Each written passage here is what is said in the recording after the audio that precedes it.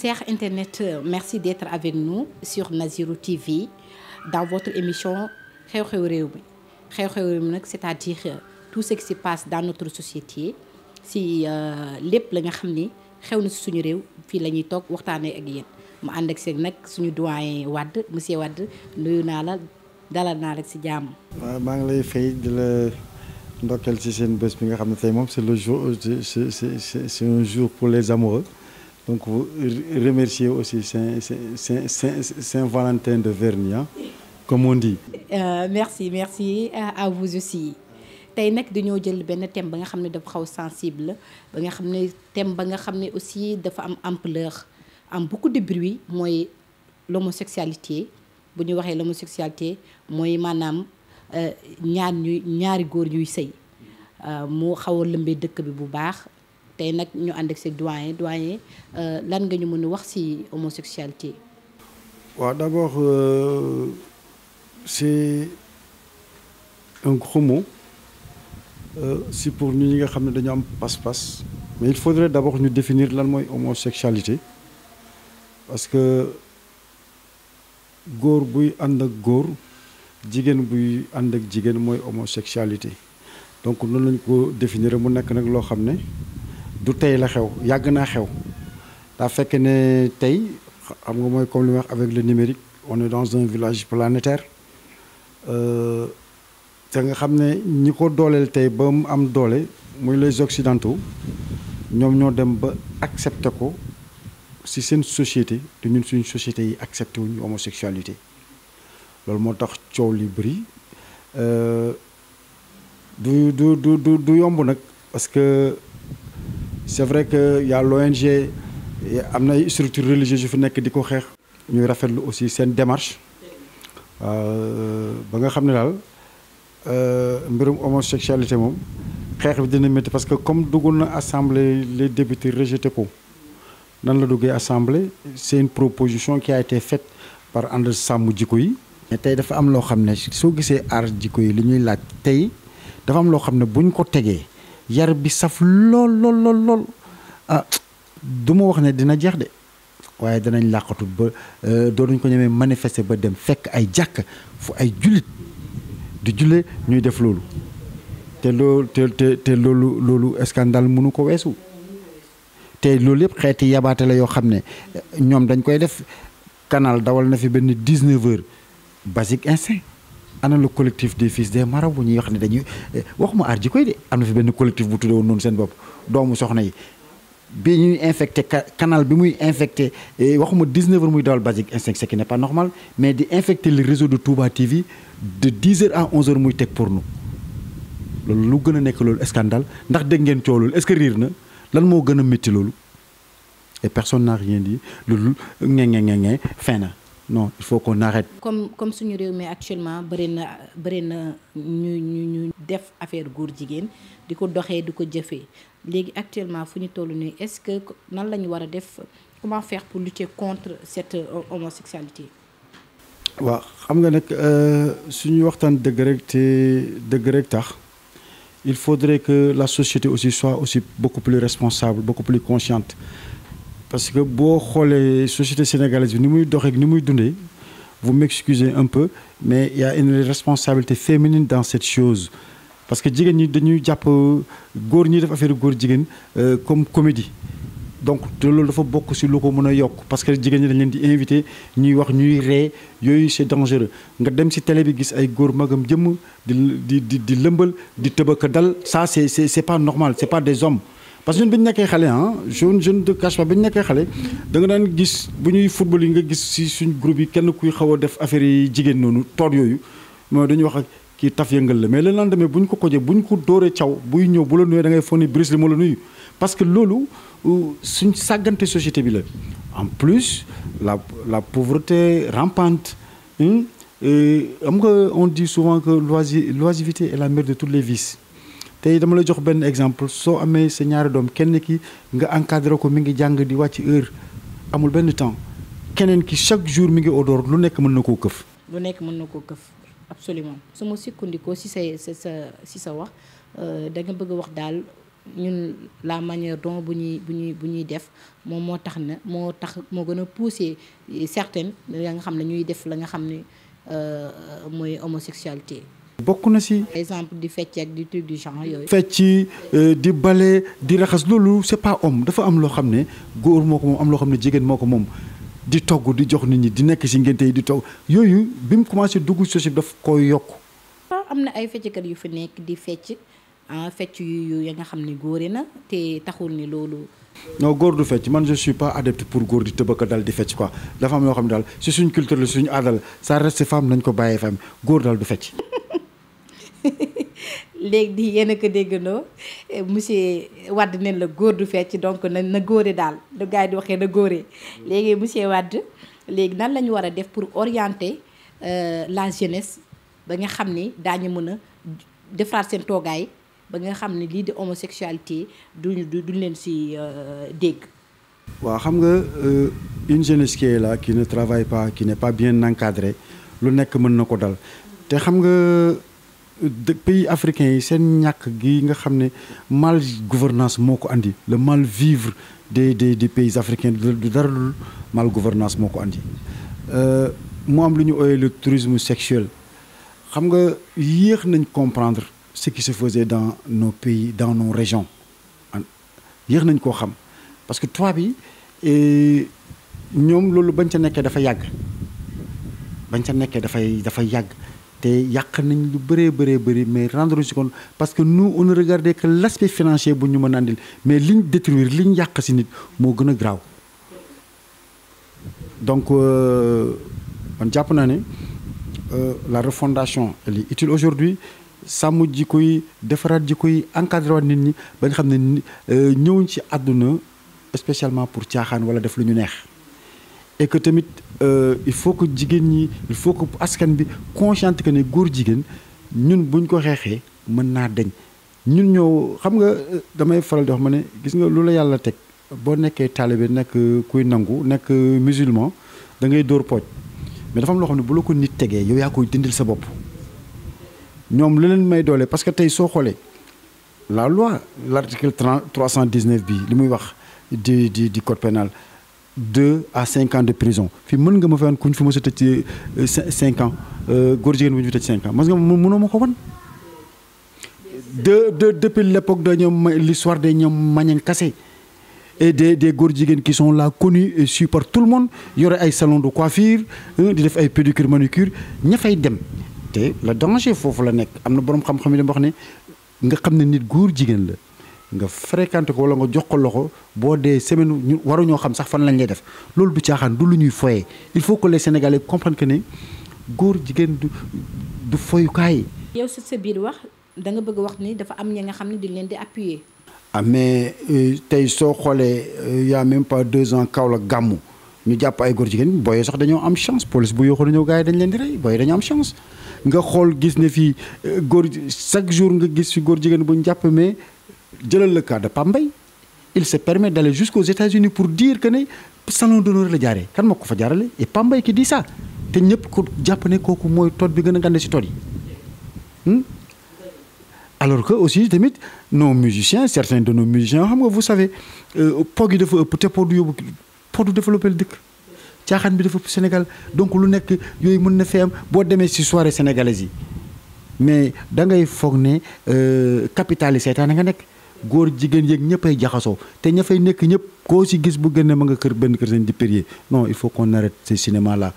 buñ bëggee defar société bi gars yi xam nañ fi ñuy jaar pour defar ko mais askan bi aussi nañ xam ne la vie n'est qu'un choix soit tu es dans le droit chemin soit tu es dans l'autre côté ñaar yu rek fi nekk leneen new fii. comme niñ ko waxee ñaari chemin moo am mooy chemin bu baax bi ay chemin ba nga xam ni maara day taali képp kuy parent ñaanoo yàlla sa doom jël ko. donc yow monsieur Wade nan la ñu war a def ba revenir à la raison ña nga xam ne ñoom moom perdre nañ leen presque parce que ñoo ngi si biir ba si ñoo ngi si ndox ba si baat donc ñooñu nan la ñuy war a def ba revenir leen à la raison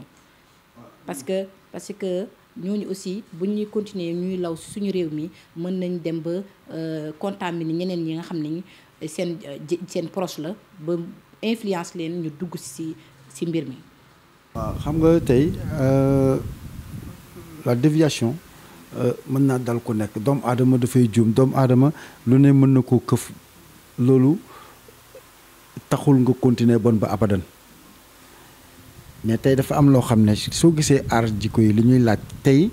dafa am loo xam ne buñ ko tegee yar bi saf lool lool lool lool ah du ma wax ne dina jeex de waaye danañ làqatu ba doonuñ ko ñemee manifester ba dem fekk ay jàkk fu ay jullit di julle ñuy def loolu te loolu te loolu scandale mënu ko weesu. mais nit ñi tamit parents yi aussi man je vois que am nañu lu leen metti parce que ku nekk aussi boo doonee parent bëggoo di dégg sa doom ci yenn yi mbir yi ba nga xam ni l'islam daf ko daganul donc lan nga mën a wax ci parents yi nga xam ni aussi war nañu xoolaat nañ seen njaboot yi lan nga leen mën a wax ak lan nga leen ban message nga leen war a mën a lancer. C'est très difficile à expliquer aux Sénégalais mais je l'ai toujours dit il faut que ñu maîtriser suñu démographie bi vous savez léeg-léeg gars yi dañ lay andil philosophie yoo xam ne ça ne peut pas tenir quoi mënatul a tenir quoi parce que tu peux pas avoir un standing de salaire de 300 000 francs pour se yore 4 femmes. Vous savez le problème aujourd'hui au Sénégal l'éducation dana poser problème parce que dañ naan la qui est parent parce que aujourd'hui l'agent de détérioration se trouve dans la cellule familiale kan mooy parent tey xam nga démb suñu waajur yu baax yi ndeysaan yal na leen yàlla may aljana yu koy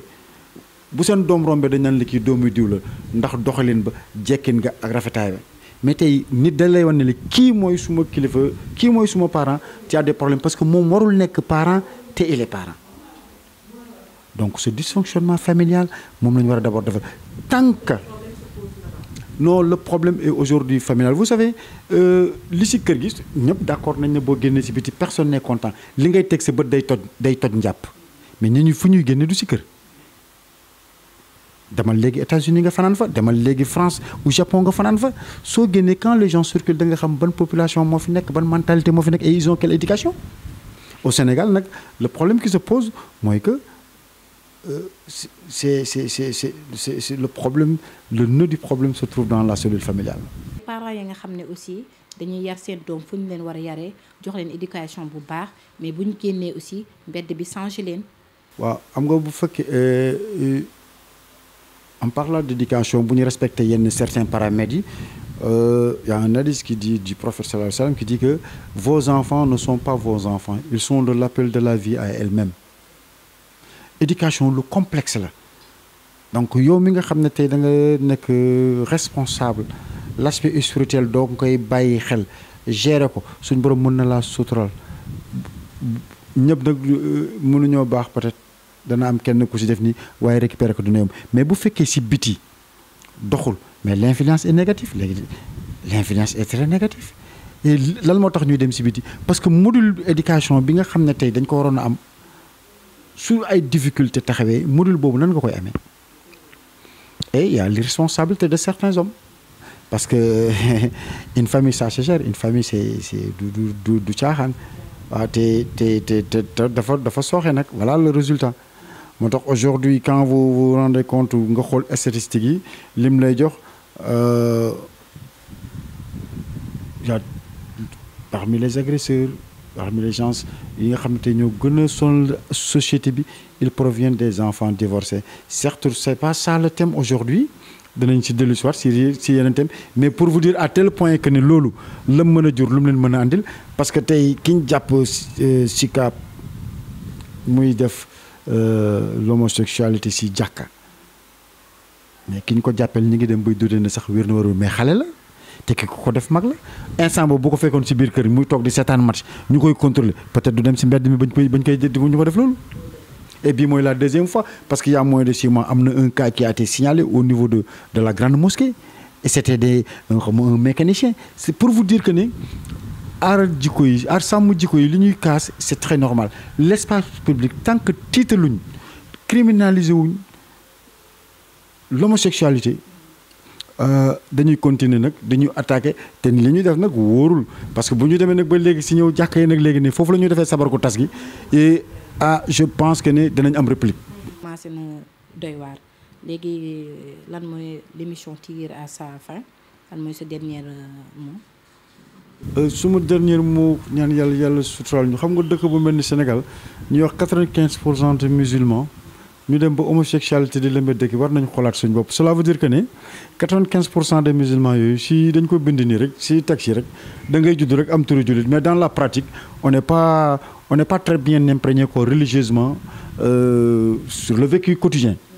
Donc dañuy ñaan suñu borom yàlla defaraat jikko yi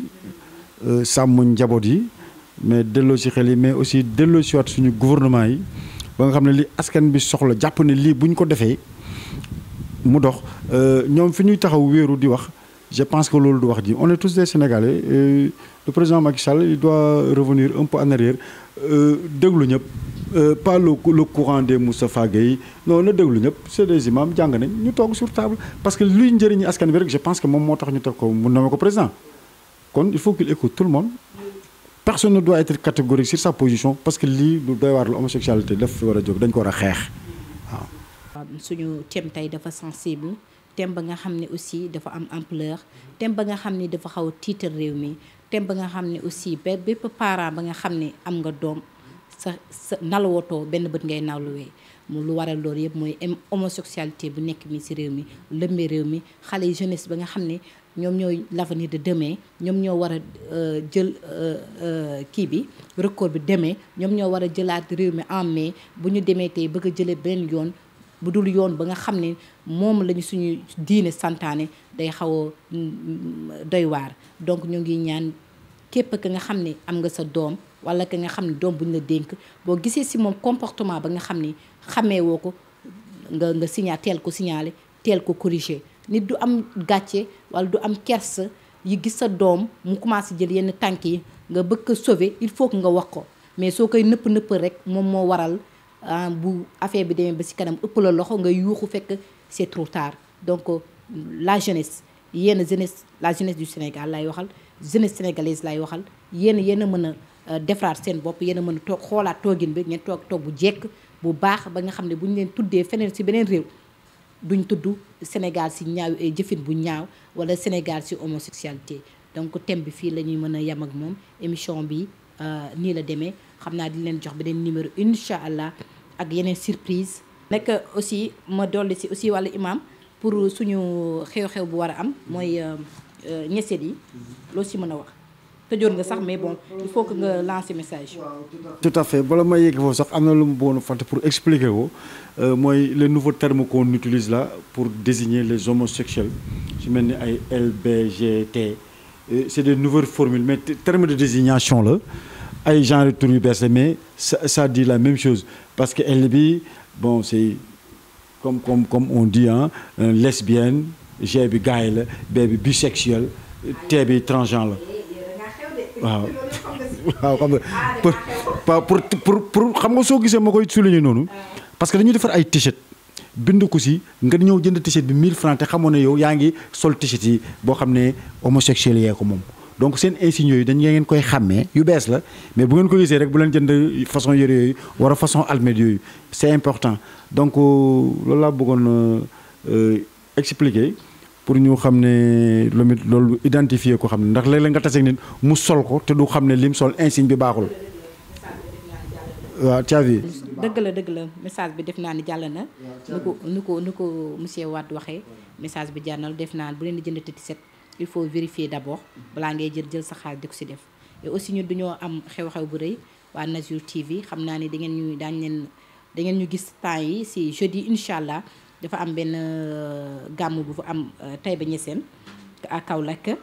jeudi la à 17h incha allah mooy naissance de Baye Niass donc ñun daañu fa nekk incha allah en direct 17h lundi jeudi du moins à 17h incha allah. kooku la ñuy wax xalifa islam mooy Cheikh Ibrahima Niass moo xawle moom la ñuy defal gàmmu Taïba Niassène donc ñu ngi invité ñëpp. bàyyiwuñ kenn kër yëpp xew-xew bi daal fa la donc nous aurons là-bas un plateau incha allah rabi ñi ngi invité ñëpp si bés boobu. invité ñëpp bépp kilifa diine ñoo ngi lay invité foofu xam naa ne incha allah ñun daañu fa am benn plateau spécial ñëwaat aussi si lépp lu fi xew yëpp daañu leen ko jàllale ñu ngi leen contentement la woon plaisir la woon toog fii indi leen ay xew-xew yu xew ci réew mi ñoo ngi leen di jaajëfal bu baax di leen à la prochaine incha allah à très bientôt